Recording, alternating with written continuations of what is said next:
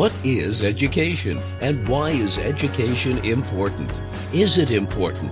After all, what's the real purpose of getting educated about anything? We so frequently take education and the process for learning in general totally for granted. Not only that, but the ways in which we think. How we've gone about structuring our own consciousness itself has largely remained unchanged for a long, long time. So how do we literally change our minds? Can we reconfigure our own ways of thinking? And if so, how? Join Dr. Joseph Atman, the founder of one of the world's most revolutionary educational centers, Middletree, and award-winning broadcaster Tammy Trujillo for Educate Everyone, and explore the mysteries of our own consciousness and the education we implement in order for it to be what it is.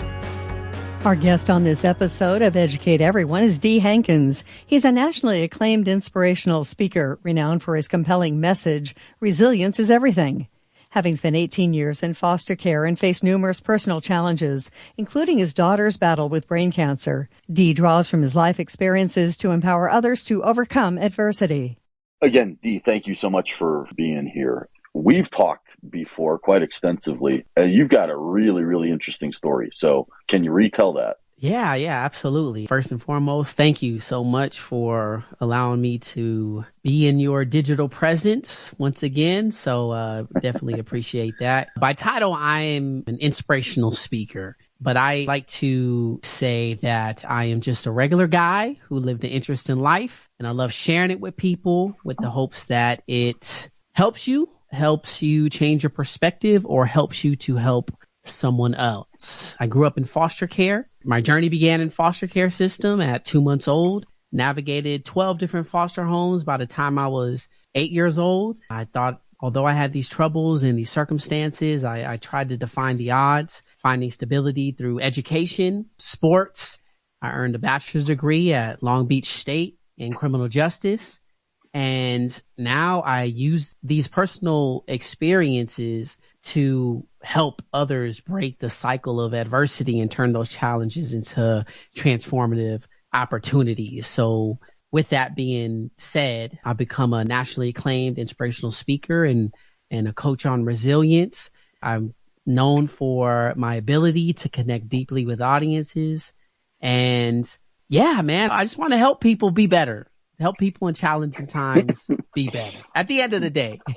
And, again, I've had the pleasure of sitting down with you one-on-one for quite a long while. And you're one of these people whose presence is felt, and your strength kind of as a human being just sort of shines through just, again, by you being in the room. So tell us how you channeled that into that help that you're trying to give to folks and what that looks like in your daily work.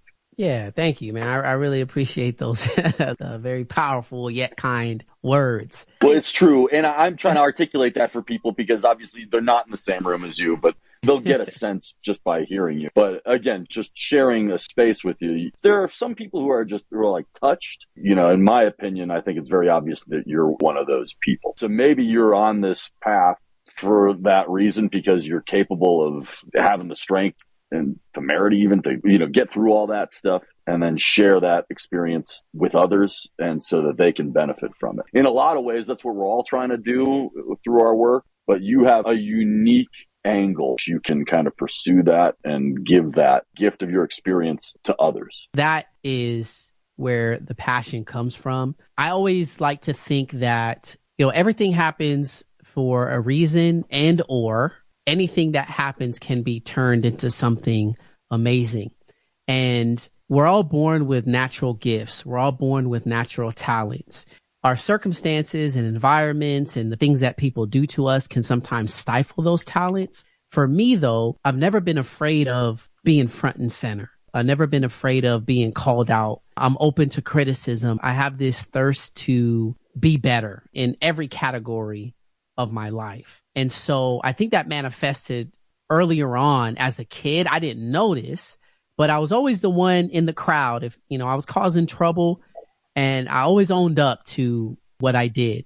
Everybody cares about what people say. It's just how they utilize it and how they react to it. And so for me growing up, I was in survival mode all the time, not knowing when I was going to move again, not knowing when I was going to eat again, not knowing if I was going to get hit over the head with the shoe, things like that. So when somebody said something, I took it as is. It's either you're going to make it happen or you're not going to make it happen. And so over time, when you start bouncing around to 12 different foster homes, other people's word becomes either extremely important or less important, right? So when people threaten me or people say things about me, I've built this system to kind of let it roll off of my back because I've always had that, I've always had people, making fun of me because I grew up in foster care and I had holes in my shoes and my clothes were dirty. I didn't smell good and all these other things. And after you grow up a while and you build thick skin, it's just what I used or how I used that. And I guess the best analogy I can give is, because I'm a big comic book fan, is a hero and a villain, right? So heroes and villains are essentially the same people. They have the same start in life. A hero, something tragic happens. A villain, something tragic happens. The difference or the fork in the road is a villain wants everyone to feel what they felt. They want everyone to feel the pain that they felt. And a hero wants nobody to feel the pain that they felt. And so I walked down the hero path. Although the pain was real, although it affected me, although it created the world that I see and gave me these lenses, I don't want anybody to feel this way. I want people to feel like they can do it despite all their challenges. At the same time, a great hero has a little bit of villain in them, and a great villain has a little bit of hero in them. So that's how I like to see myself as. I'm 95% hero, 5% villain, because you have to be. You have to be able to navigate this tough life. Even though your life has already been tough, it doesn't ease up. So you have to get your skills. You have to learn from your failures, and you have to utilize those as tools. And that's just the way I operate. Well, we're all human beings. Nobody's perfect. And there's a little bit of that yin yang within all of us. And also like what's good and what's bad, right? You can't control frequently what happens to you. You can control the way you react to it. But most of us, I feel like we learn that through some sort of mentorship. You didn't really have that growing up. So how were you able to come to that realization and square that within your life? Yeah, and that's a great question. As a kid, educators, this is why I'm so big on education. I had both. I had some really bad educators. I had some really good educators, and I just want to focus on the good educators. There was always an educator in my life somewhere down the road that took the time to see past my nonsense. There was always an educator that was smart enough, that was wise enough to look past my behavior and encourage me in the moments where the window of opportunity was there. So now that I look at it as an adult, because foster care will do this to you. I don't know if he'll do it to everybody, but definitely did it to me. I was moving so frequently that I started to embody this motto that people don't care about you, so why care about people? And that's how I acted until high school and middle school and our different stages of my life. There were people that would say, strangers out of the blue, hey, we want to give you this scholarship. Hey, we want to take you to this event. Hey, we want you to speak here. Hey, we believe in you. Hey, this and that. And it totally started to dismantle my belief system. I'm like, dang, people do care about me. People do want me to succeed in life, whatever that looks like. So I really started to take on that identity of, okay, these people believe in me. I should probably start believing in myself to see what the heck they're talking about. And then when I started doing that, the door started opening up. I started to think like, wow, I am smart. Even though I'm in foster care, I'm capable of getting 3.8s. I graduated high school with a 3.5 GPA, graduated college with a 3.8 GPA. On top of that, I graduated. I never thought that would be possible, but I did. And this is because educators and coaches, they pushed me and they taught me really hard lessons in a way where it could soak in for me and it could hit for me. And then as I grew up as an adult, this notion became reinforced by just studying people. And so now I have this philosophy called the 3 buckets. What's in the 3 buckets? All right. I'm glad you asked. So through research and through about 15, 16 years of being a speaker, I started to compile people's stories and their life and their complaints and their gripes and their successes. And over time, I started to realize that in order to be resilient, you must master the 3 bucket philosophy / formula. And the 3 buckets is this: life only happens in 3 buckets. My choices, that's bucket number 1 and the most important bucket. Bucket number 2 is your choices. And bucket number 3 is natural disasters, acts of God, aka things out of my control. So no matter where you are in life or what your belief system is, life is only going to fall in those 3 buckets: the choices you make, the choices other people make, and then things that are out of your control. And when I started looking at this, because there's a misconception about resilience, and basically I started to formulate this process because I wanted to give people a real definition of what resilience is. And being resilient doesn't mean just keep going, no matter what. That's foolish. Resilience is having systems in place that allow you to get over life's curveballs, is what I call them, more efficiently. Life is still going to happen to you. You're still going to make bad decisions. You're still going to make mistakes. People are still going to hurt you, and earthquakes are still going to happen. If any of those things happen, do you have a system in place that allows you to feel the hurt, feel the emotions, feel the pain, and then get through it or over it rather quickly? And this takes time. But one thing is for certain, right? Death, taxes, and life throwing curveballs at you. So why not prepare for those things? And so that's how I navigate life now. And that's what I try to teach people. Bucket number 1, the reason why I call it the most important is because you can only control what you can control. That's it, right? You're responsible, or I want people to begin to take full and absolute responsibility for everything that happens in their life. And as I was, doing this journey, I was reading, and I've been reading a lot of books lately. And Brian Tracy was one of the major factors to this philosophy. And he talks about having control. If you do not have any money, you have control over getting more money. If you are not healthy, you have control over healthy. So I started to, like I said, think of people's stories, and people would complain or have struggles with 4 common areas, in which I call the core 4. And these are in order. Number 1, spiritually, right? Number 2, financially. Number 3, physically. And number 4 is mentally. And so now I teach people to master the 3 buckets with the core 4 in mind. How do I make good choices spiritually that will benefit me spiritually, that will benefit me financially, that will benefit me physically, and that will benefit me mentally? If you can dedicate your time to making good choices and decisions in those 4 areas, your life will change and you will become resilient.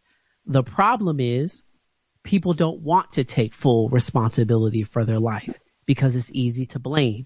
Now, the reason why I call this 3 buckets philosophy and a formula is because when you start mixing the buckets, and this is what I noticed too, I tell people, take full control of your life. Oh, I can't because my dad wasn't there for me. Make more money. The government hates me. Go to church.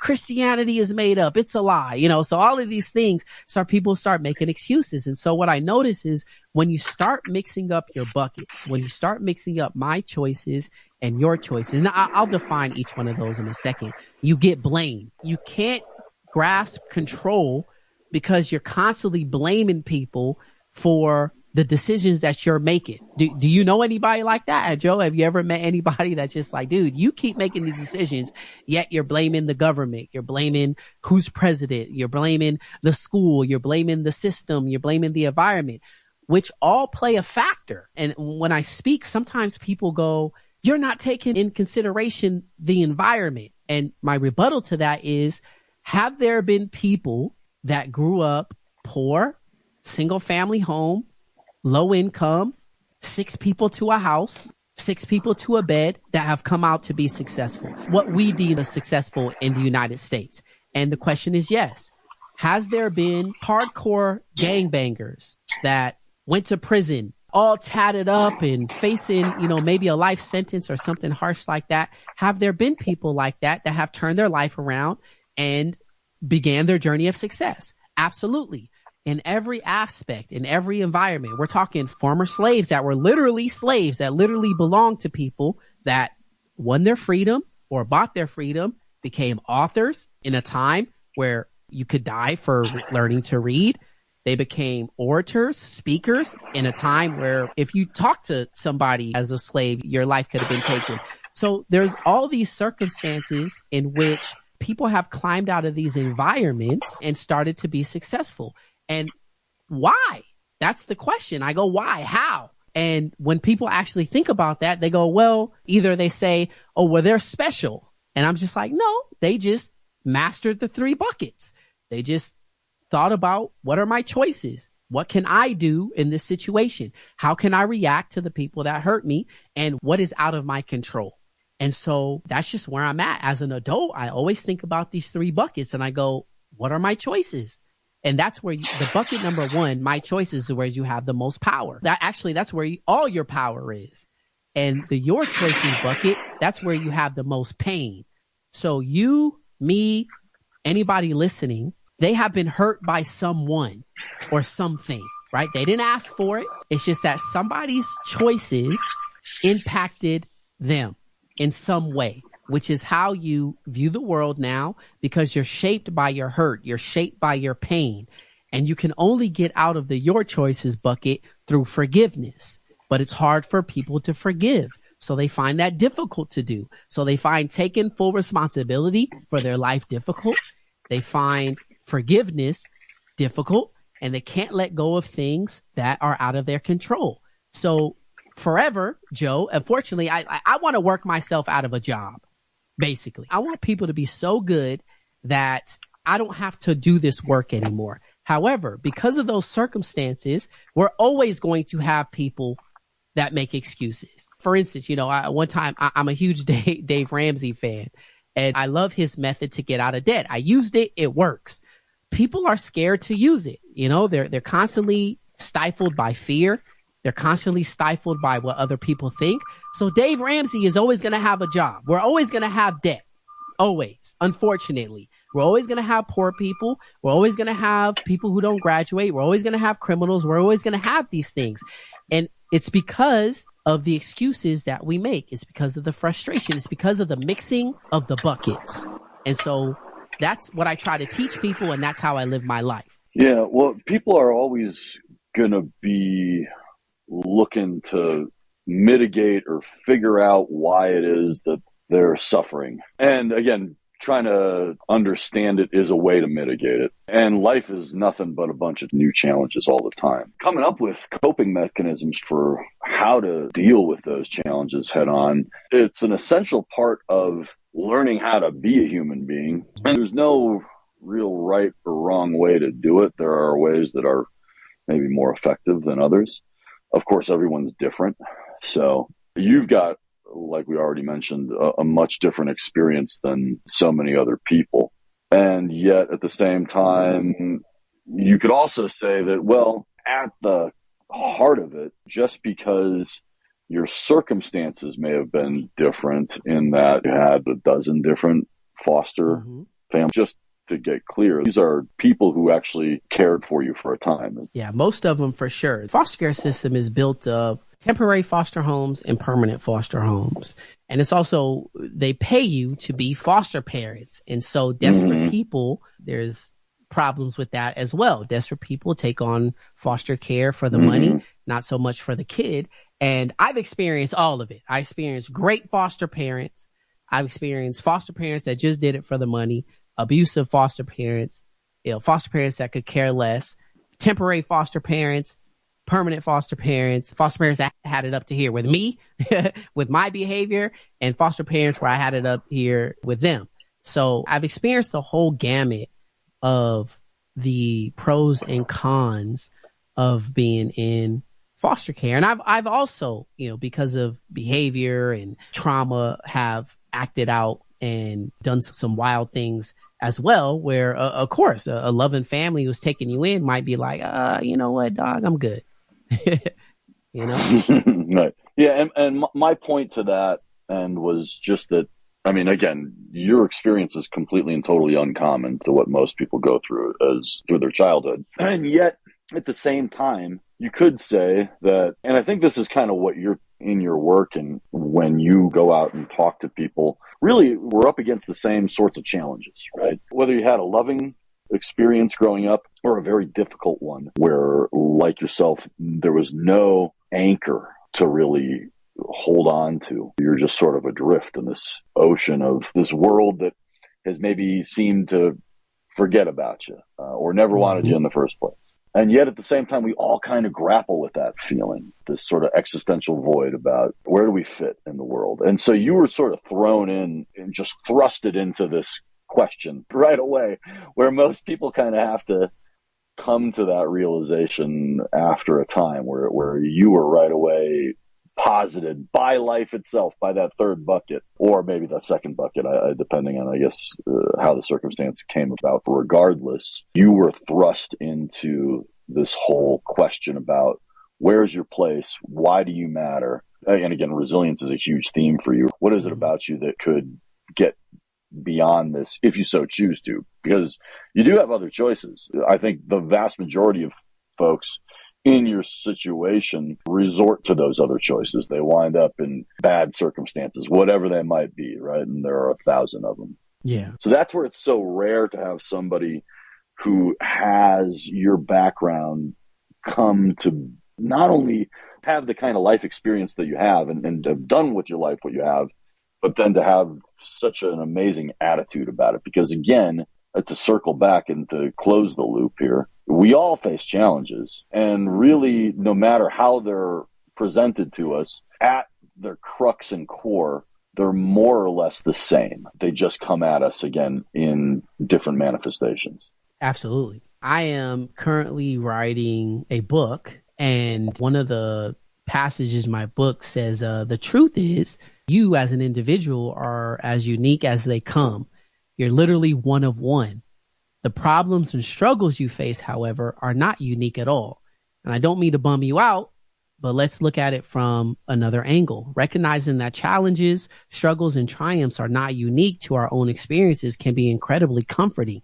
Knowing that others before us have faced similar obstacles, overcome hardships, and found joy amidst adversity can provide some sense of solidarity and hope. We are not alone in our struggles. Many before us have succumbed to the challenges of life, and many have faced them and overcome them. Whichever side of the coin you're most enamored with can teach you a lesson on how to be more resilient in your own life. And that's how I see it. Growing up in foster care, there's at any given time, especially in the United States, over 300,000 foster youth. I'm not the only one to be. That's a lot. Yeah, that's a lot, right? I'm not the only one to be successful, but on the other side of that coin is, dang, I'm not the only one whose parents either gave them up or couldn't take care of them or tragically succumbed to a tragic accident. And so I started to get this in my mid-20s, 25. It's just like, man, I'm special in regards to there's only one Dee Hankins. There's somebody with that name, there's multiple people with the same name, but there's only one of me. Yet the challenges that I have faced are not unique. There's hundreds of thousands, if not millions of people who have experienced the things that I have experienced. But the thing that does make you unique is, how do I take that experience and mesh it with my talent, skills, and passion in order to make some good out of it, to do some good out of it? I can name 5 speakers right now that talk about foster care, but their experience mixed with their talent is very different. So they're going to touch an audience in a different way. It's like a song. I don't know if I'm even embarrassed to share this, but we'll find out.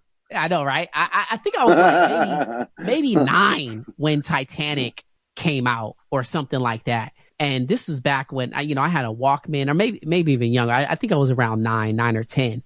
But I love that song, Celine Dion's My Heart Will Go On. Well, one day I'm just chilling in my bed and I have my Walkman on and I'm listening to the radio and I come across a version of My Heart Will Go On, but it's all orchestra. And I cried. I cried like a little 9-year-old, It was so beautiful to me. That particular rendition. I have heard the song a million times. It was a popular song at that time, but that particular rendition spoke to me. And I still remember it till this day. It was beautiful. And it's the same song, just in a different way. And that's how I view human beings. We're all singing the same song, like the song of struggle.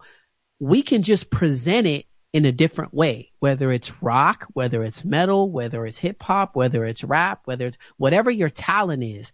And that rendition could mean something to somebody. I feel like my message is for everybody in the whole wide world. If you sat down and you listened to my presentation, I guarantee that it will help you in some form or fashion. However, there are billions of people who have no idea who Dee Hankins is because my rendition doesn't reach that far right now. And it's going to be capped off at some point in time. Apple is a great phone company, but people have Apple, people have Samsung, people have Motorola, people have because it speaks to them differently. The price is out of their range, the style they don't like, so on and so forth.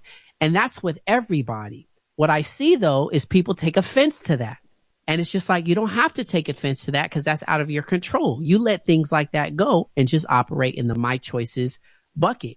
And that's where I operate. I operate in the my choices bucket and I've mastered the 3 buckets. And therefore I can easily recognize when there's something that's out of my control, when there's somebody that I have to forgive, or when I'm messing up my own life. Because I always ask my questions. Where am I spiritually? Right now, as we speak, where am I spiritually? Where am I financially? Where am I physically? And where am I mentally? And if I'm not where I want to be, then I have to make choices that change that to get to that point. And that happens whether or not something happens to you or not. People are always going to make mistakes. But the my choice bucket and the your choice bucket, they're interconnected. So to you, your my choice bucket, Joe, is my choices. But to your family, your my choice bucket is their your choice bucket. Does that make sense? Mm-hmm. Absolutely. And this is what I'm trying to really show people. The decisions that you make, self-awareness, will affect people down the line. And as long as we keep making choices that don't benefit us in those 4 areas in a good way, because obviously I can say, okay, selling drugs to teenagers is going to benefit me financially. Well, yes, technically you're making more money, but mentally that's not a good thing. And spiritually, that's not a good thing. So you're sacrificing 2 other buckets for this bucket. And I'm trying to get people to make decisions in which all buckets benefit. We'll have more of our conversation with Dee Hankins on the next episode of Educate Everyone. And now the Middle Tree Minute. This is Kristen Hernandez, Middle Tree's executive assistant. When your child asks a random question like, why is the sky blue?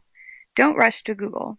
Say, let's figure it out together. This teaches them that curiosity itself is valuable, not just correct answers.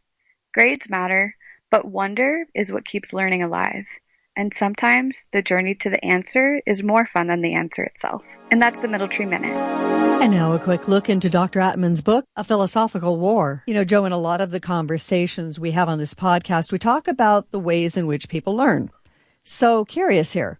What's the biggest hindrance to actually learning itself? That's a really, really good question. And it's something that we can talk about in a variety of different ways. And we have talked a lot about the political things that get in our way within the education system, where we just talked about the education system in general and the way that political beliefs or agendas or narratives can actually ironically inform what's being taught within schools. We've talked a lot about the way that the education system itself is set up. But from like a philosophical standpoint, we're frequently trying to learn to reconnect to things or to have this connection have this understanding, figure out our own place in the world, right? And again, understand what it is to be a human being. And there's something that we could think about as to whether or not we're trying to, like I already sort of just gave away, are we trying to connect with something for the first time?